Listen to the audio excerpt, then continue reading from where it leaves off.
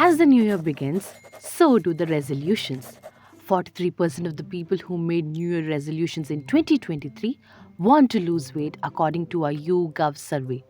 And I bet you've written about losing weight in your New Year resolution too. You and I, we both have tried multiple ways to shed that extra stubborn fat in our body. While some diets have been historically liked by people for their promised quick outcomes, some diet trends remain absolutely useless. But a weight loss trend that I see emerging for the past couple of years is intermittent fasting.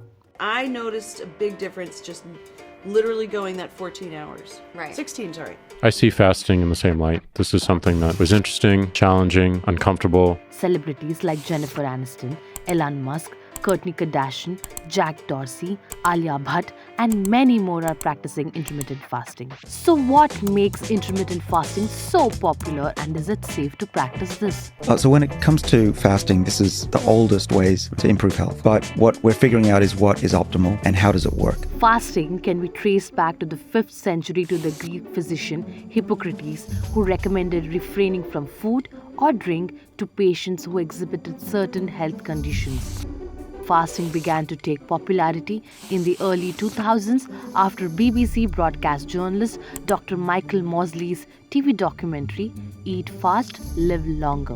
When we talk about intermittent fasting, it's not about what to eat, it's about all when to eat. So intermittent fasting is mostly eating in patterns. There are 3 to 4 ways of doing intermittent fasting. These are the most popular methods. The 16/8 method. You fast for 16 hours and eat for 8 hours. Eat, stop, eat. This involves fasting for 24 hours once or twice a week. The 5:2 diet. You fast for 5 days and consume only 500 to 600 calories on 2 non-consecutive days of the week.